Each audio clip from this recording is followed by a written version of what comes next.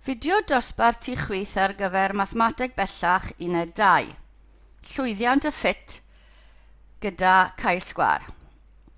Mae llwyddiant y ffit yn ymwneud â mesur pa mor dda mae amlder dosraniad a arsylwyd yn ffito dosraniad damcaniaethol. Felly, mewn enghraifft, taflwyd dis 120 o weithiau a cofnodwyd y canlyniadau isod. Felly mae gwyneb 1 wedi dod 23 o weithiau, 2 wedi dod 15 o weithiau ac yn y blaen.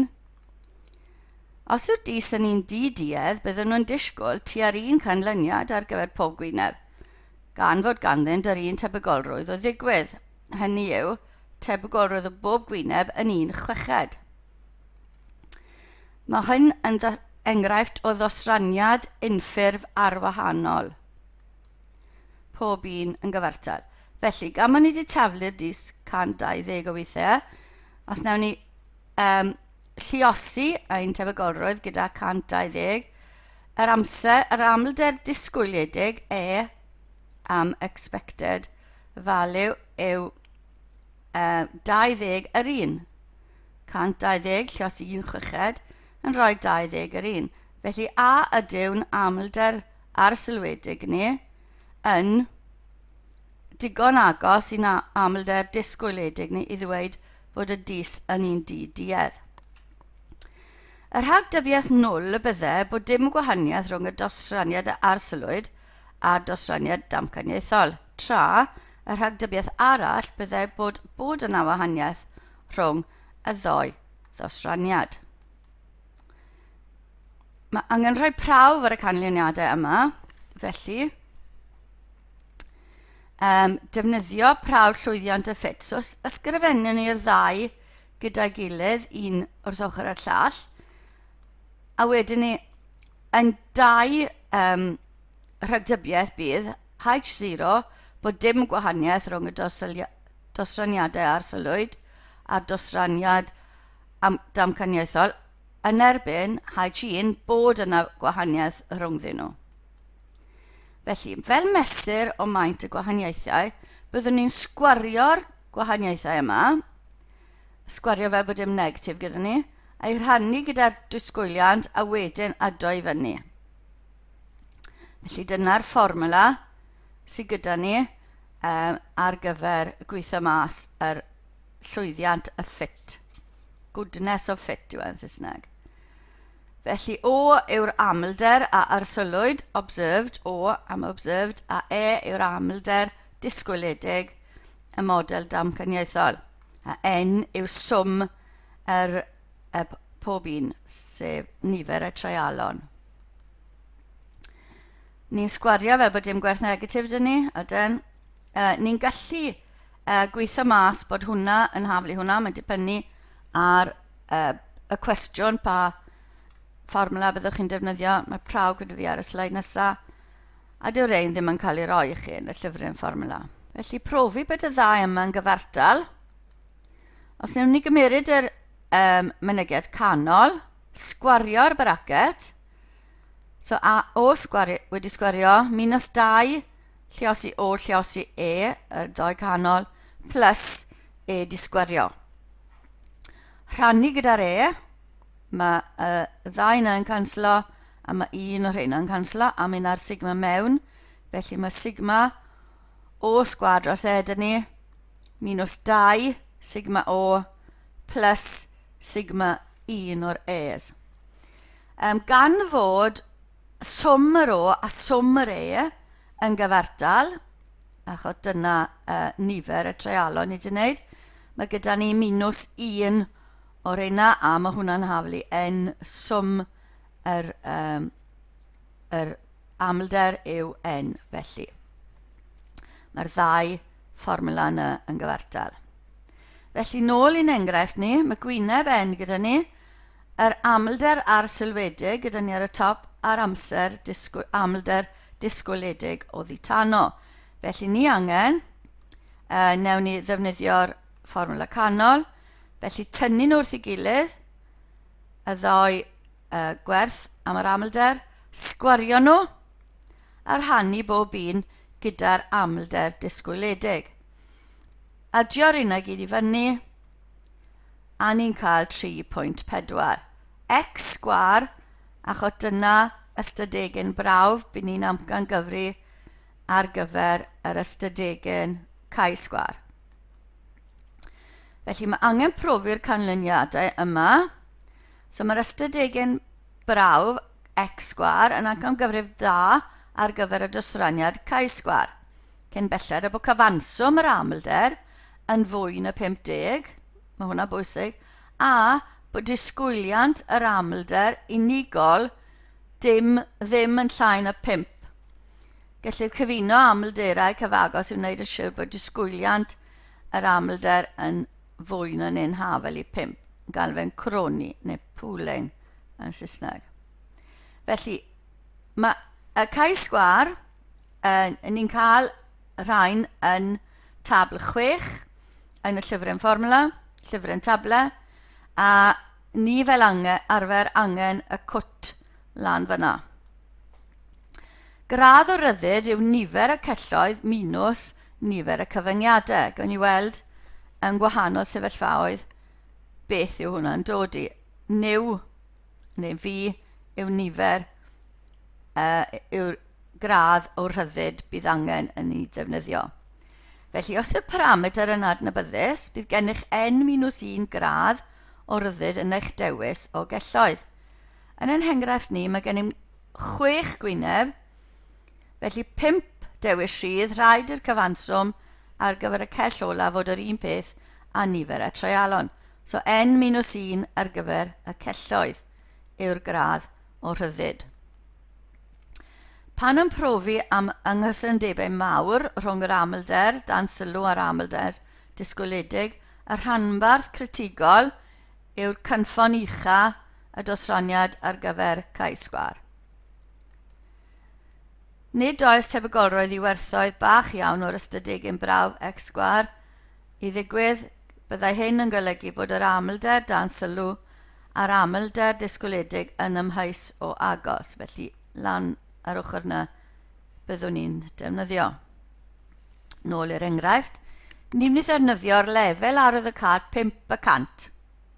So ni'n mynd i moyn lefel yna i gael y rhanbarth critigol. H0 dim gwahaniaeth rhwng y dosraniad arsylwyd a'r dosraniad damcaniaethol yn erbyn H1 mae yna gwahaniaeth rhyngddyn nhw. Ni'n defnyddio yn ystadegyn brawf a dath e mas i fod yn hafel i 3.4. Felly, tabl 6,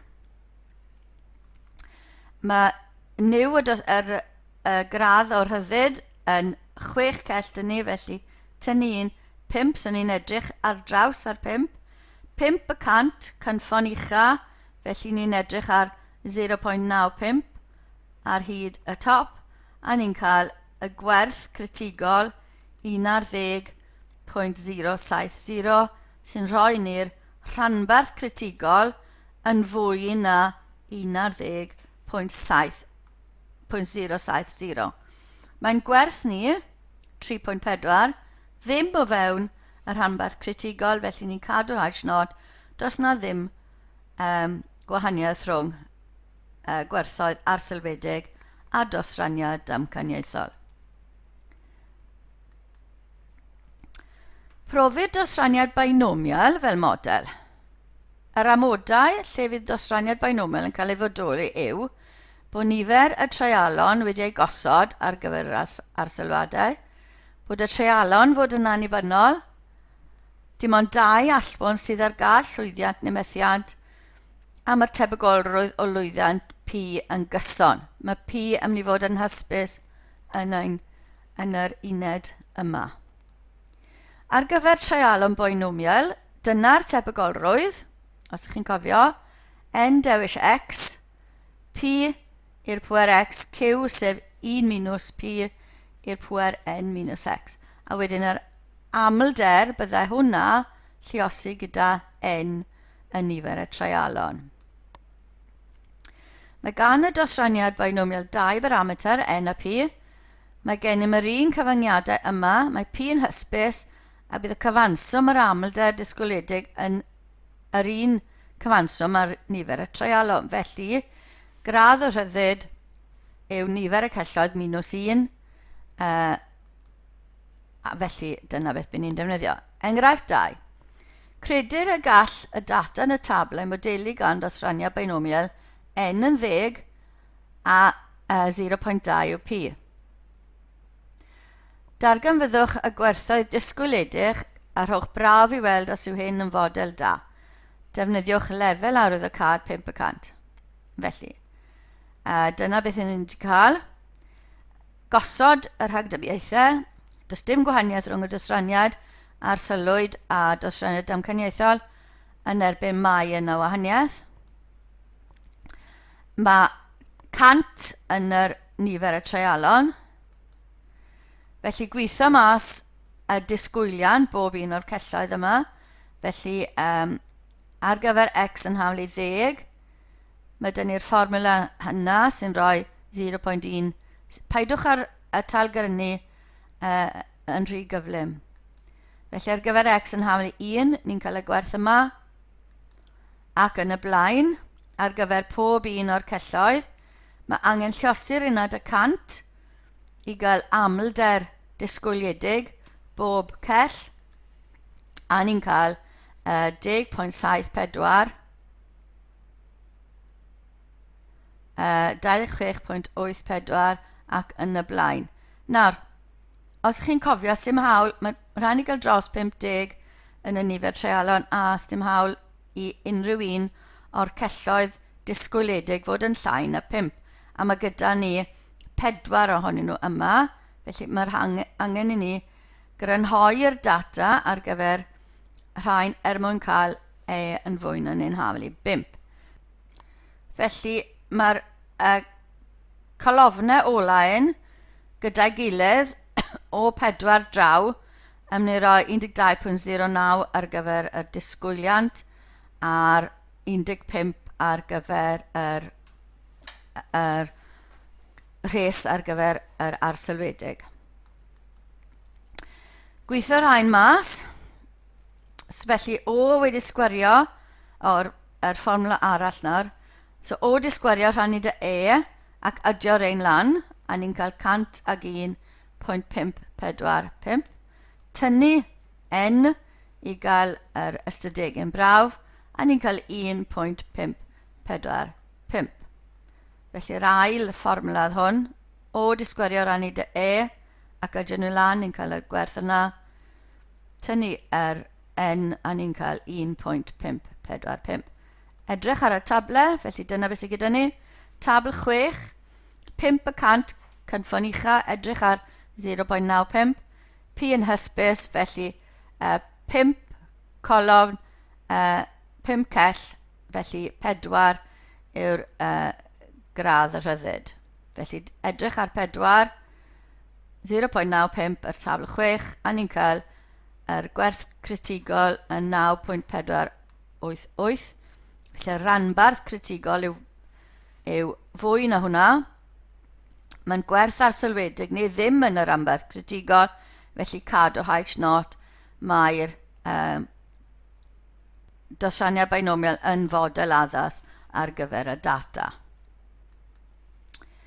Os byddwn ni'n profi dosraniad Poisson fel model, dyna'r tri sydd angen i wneud, unffurf ar wahanol, binomial neu Poisson, a mae lambda'n hysbys yma hefyd.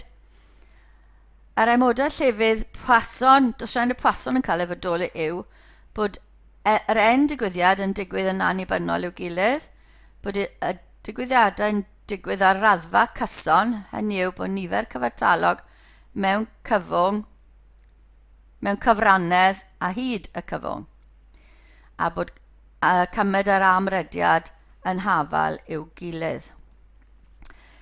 Gweithio mas tebygolrwydd bob x gyda Poisson i'r fformula yna, a wedyn ni yr amlder byddai'r llosi hwnna gyda n i gael yr amlder ar gyfer bob cell. Mae gan y dosraniad Poisson un parameter sy'n hysbys, felly fi yw nifer y celloedd minus 1 ar gyfer y gradd rhyddid. Enghraifft 3, dangosir nifer y cwynion sy'n cael eu derbyn mewn diwrnod mewn cangen o fanc y stryd fawr yn y tabl isod. Rhagdybir y gall nifer y cwynion sy'n cael eu derbyn ei fodelu gan dosraniad Poisson, gyda chymryd 0.7. Rhowch brawf ar y rhagdybiaeth yma ar lefel arwyddocad 5%. Yn rhagdybiaethau H0 mae'r dosraniad Poisson yn fodel addas yn erbyn H1 ni all y cwynion cael eu modelu gan ddosraniad Poisson. Gweithio mas tebygolrwydd ac amlder bob cell, felly dyna'n fformula ni.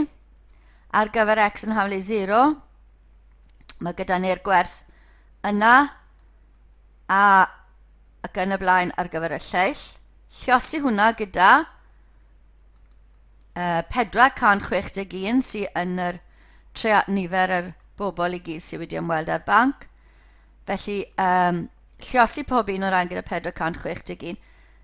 Gallen ni ddim gorfod wneud hwn a just wneud siŵr bod nhw'n ydol lan i 461 ar gyfer yr cell ola. Felly dyna'r amlder arsylwedig, dyna'r amlder disgwyledig. Beth ni'n disgwyl i fod. A dy'r hynna digon gwahanol i weid bod nhw ddim yn cyfateb i'w gilydd. Mae llain y 5 dyn ni ar y diwedd, felly mae rhaid crynhoi'r ddau cyn ni. Felly mae gyda ni y ffwyn yn haflu 3 yn 12 a 19.8 ar gyfer yr un disgwyledig. Felly gweithio mas yr ystadeg yn brawf gyda'r un cynta, yr fformula cynta. Felly O tynnu E, sgwario hwnna, rhannu dy E, a hwnna'n dod yn 10.86. Edrych lan y tabl nawr i gweld, felly mae 4 colum dyn ni, felly 3 yw'r gradd o rhyddid, 5% ni moyn cynffon uchaf, felly ni'n edrych am 0.95. Yn y tabl, 3 ar gyfer fi neu niw, a 0.95, felly ein rhanbarth critigol yw fwy na 7.815. Mae ein gwerth ni o fewn y rhanbarth critigol, felly ni'n gwrthod H0, dyw'r dosraniad Poisson ddim yn fodel addas i'w defnyddio. A dyna ddiwedd y fideo ar llwyddiant y ffit.